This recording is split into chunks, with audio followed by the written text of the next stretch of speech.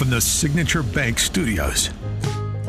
If you're looking for the latest news, insight into what it means, and the sharpest opinion, there's only one station in Chicago where you can turn, and it's this one. We're AM 560, The Answer. Top of the morning, Dan Proft here, and His Eminence, George Clooney, has weighed in on the controversial hiring of Bari Weiss, founder of the Free Press website, former New York Times columnist, to be the head of CBS News. And remember, George Clooney has standing here, not just as an American, he has standing as an expert.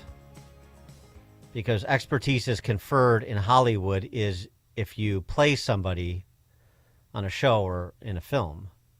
So because he played Edward R. Murrow in Good Night and Good Luck, he has standing on an expert as it pertains to journalism and journalistic standards, obviously. And journalism expert George Clooney said, I'm quote, Bari Weiss is dismantling CBS News as we speak. Am I worried about film studios? Question mark. Sure, it's my business. But my primary loyalty is to my country. I'm much more worried about how we inform ourselves and how we're going to discern reality without a functioning press. Of course, am I worried about film studios? Because CBS is owned by Paramount. Right. But thank God he put his country first, as you would expect His Eminence George Clooney to do. Much more informed worried about how we inform ourselves and how we're going to discern reality without a functioning press. And of course, we don't have a functioning press at CBS anymore because Bari Weiss put a hold on a story about immigrants in this country illegally being transferred to facilities in El Salvador. It's funny. I don't remember George Clooney speaking up about his concerns over a functioning press when, say, for example, when David Rhodes was the head of CBS News for 8 years, 2011 to 2019 to be exact, and that overlapped his time at CBS News and then as president of CBS News with Barack Obama's presidency. And you may recall David Rhodes has a brother named Ben Rhodes, who was Barack Obama's national security advisor. But I know that would not color CBS's News's coverage of the Obama administration. Of course not. And should be ashamed to even make such a suggestion. But that was not of concern to George Clooney, so it shouldn't be of concern to us because George Clooney puts his country first. I can see the point. By the way, just in terms of the premise, Bari Weiss is dismantling CBS News. If only she was. Because despite Hollywood characterizing her as some conservative, she's not and has never been. The Free Press is a good outlet because it has a lot of great commentary. And we've had Free Press reporters and columnists on. A good commentary, deep commentary across a range of topics. That's why it's interesting. Not because I have any particular affinity for Bari Weiss, because I'm not that big a fan, actually, other than she put together a great outlet in the Free Press. And I'll tell you when she's dismantling CBS News in a good way to make it an actual news outlet, and that's when she gets rid of this perpetually morally indignant dingbat named Margaret Brennan. So until then, I'm sorry to say, I can't agree with His Eminence George Clooney's perspective. But maybe our next guest can persuade me otherwise. He is Christian Toto. He is the host of the Hollywood in Toto, T-O-T-O, Hollywood in Toto podcast, HollywoodInToto.com. And he has taken up this issue of Clooney's concern about the future of news reporting in America. Christian, thanks for joining us again. Appreciate it.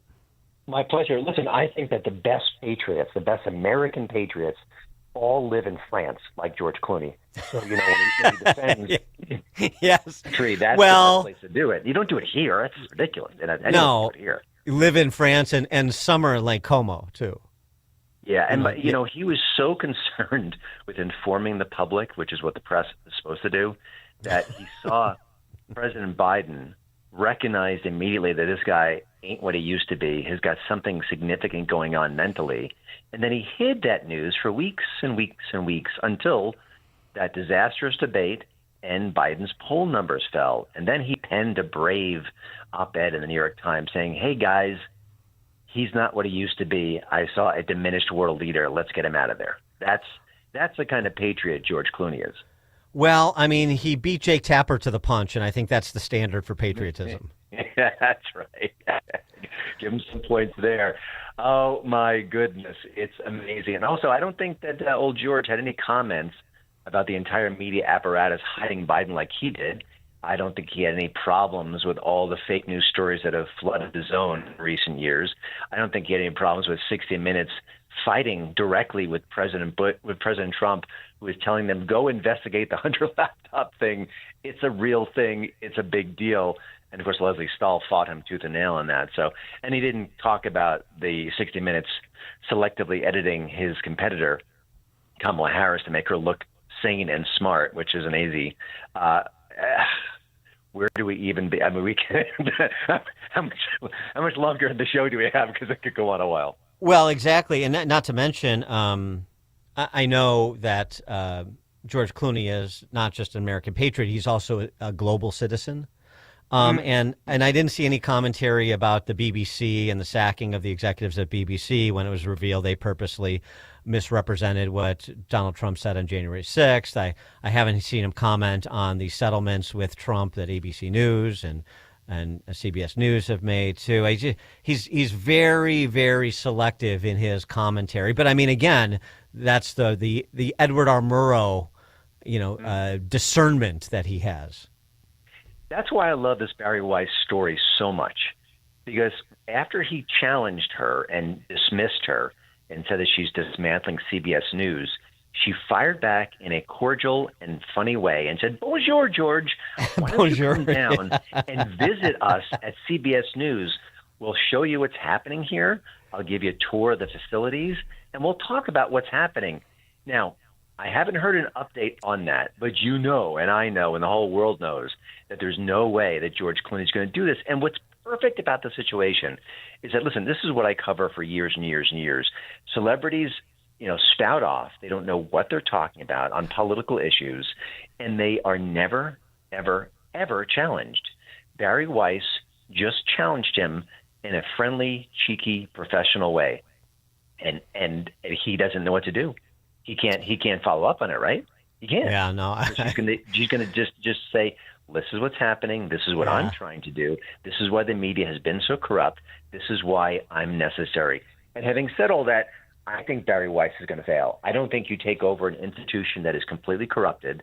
And if you don't fire people right away, if you don't set things in motion right away, if you don't get rid of the dead wood, they will beat you. And I think we saw that with CNN a couple of years ago, where they tried to make it a little more sane, and they lost completely, and they hired Brian Stelter back, and now it's just as crazy as before. So I wish her the best. I think her intentions are good, but she will fail, I think. Well, I think the other thing, too, with that, if we could separate ourselves from His Eminence Clooney for a second and talk about that news organization, the other piece, I agree with you. I think that's right. And the other piece of it is, really how transactional is Bari Weiss's hire at CBS News by Team Ellison, and how long will it last if there's a change in power in Washington, D.C. I mean, they have bigger financial interests that they want. And so there's definitely it seems to me an aspect of trying to curry favor with the regime. And if the regime changes, then who they're trying to curry favor with could change. Yeah, man, I also think there's potentially a monetary advantage here. If you become the main broadcast news outlet that actually is fair and balanced, maybe there's a way to kind of draw people's attention to what you do.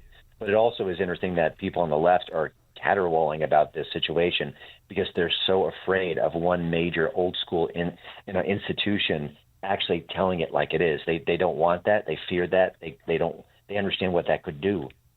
Again, I think I'm very pessimistic about it. But by the way, I met George Clooney years ago on the Perfect Storm junket, and couldn't have been nicer. A smart, interesting guy. and he was going into his trailer, and I stopped him to chat with him, which I thought was really rude of me, and it's not like me. Again, couldn't have been nicer, was sweet and kind, shared a cool story or two. So listen, I don't think he's a bad person, but he's so misguided and so bubbled and so absurd in this issue. He needs to kind of understand that he should absorb other influences and broaden his mind. He really should. Yeah, he needs to get back to the George Clooney whose breakout role was on Facts of Life when he had nothing and he was nobody. And remember that George Clooney, and have a little humility about things you don't know. You had a mullet, dude. I know. I remember. I mean, I was very interested in all of Blair Wetchel's work at that time in my life. Yes. So anyway, speaking of Hollywood celebrities trying to make a difference, this one is sort of fascinating. I had to get your take on this big announcement. Some people may have forgotten him, but one of the godfathers of reality TV, quote unquote reality TV, right? The Hills, Spencer Pratt, this announcement. That's why I am running for mayor. And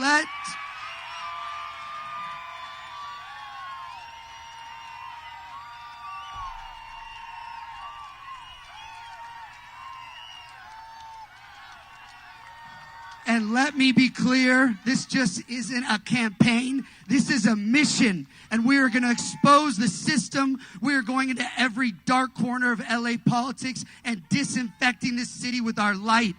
And when we are done, LA is going to be camera ready again.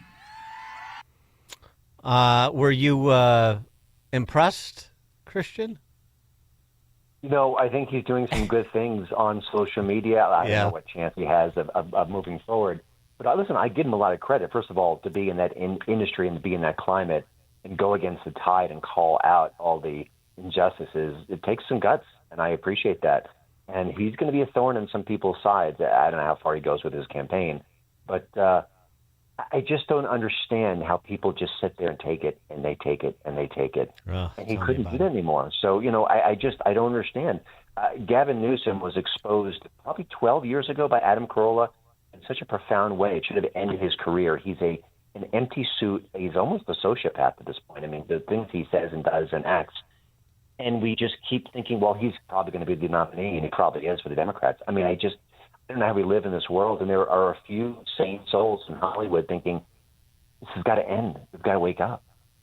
Yeah, you make fun of Spencer Pratt because it's what you're supposed to do to reality TV stars, especially washed up ones. But hey, listen, you want to be on the right side of things, and you want to, as you said, take some political and professional risks. Then you have to give them credit. I would have suggested that he bring Heidi Montag with him, though, on the trail. But it's a start. Yeah, we're just getting warmed up here. Listen, Michael Rappaport, who's very interesting, says he's running for mayor in New York City. He's going to fight Mondani when the re-election comes. So interesting times we're living in, and just stay tuned. I never knew my beat would be so fascinating. Yeah, I don't know. I know there's a long history of celebrity and politics intersecting, but I think if we're looking to Hollywood to save big city America, then we're in worse trouble than I thought. We are. Yeah. Before we let you go, recommendations on movies and series. You're the guy who oversees all of what's going on here.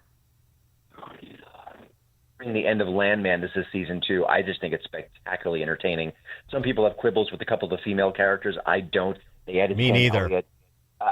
On multiple levels. No, I think they're kind of fun and interesting and different, and I love the dynamic between Billy Bob and Ali Larder on the show.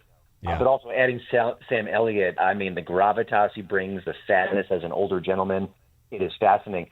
Last night I also saw a new movie called Primate. It is an R-rated horror movie about a chimp that goes wild.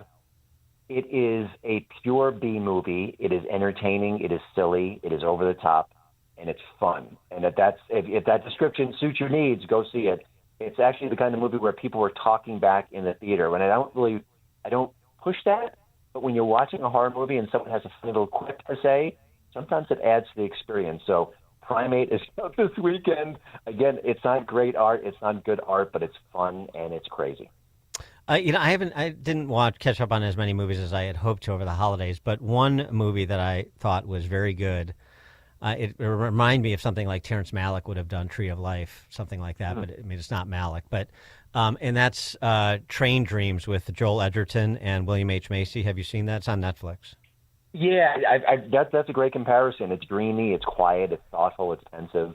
And on Netflix now, so people can check it out immediately if they got the service. All right, there you go. Got Christian Toto's endorsement. That's all I need. I've accomplished my goal of adding value today. Christian Toto, host of Hollywood in Toto, the Hollywood in Toto podcast, which you can find at HollywoodInToto.com. Christian, thanks as always. Appreciate it. Oh, my pleasure. And he joined us on the Turnkey.Pro answer line. There's only one radio show in Chicago talking about today's biggest stories and telling you what they really mean. That show is this one, Chicago's Morning Answer on AM 560, The Answer. If you're one of the millions of Americans behind on your taxes, if you're afraid to open your mail because IRS collection letters could be coming, listen carefully. The IRS is cracking down, taking paychecks, freezing bank accounts, revoking passports. That's a fact. But here's what most people don't know. There are official tax relief programs designed to help struggling taxpayers. Programs that could save you thousands if you qualify. No one knows these programs better than the experts at Optima Tax Relief. Optima's award-winning team will fight to protect your paycheck, your passport, and your property. Their tax attorneys and licensed tax professionals will work tirelessly to get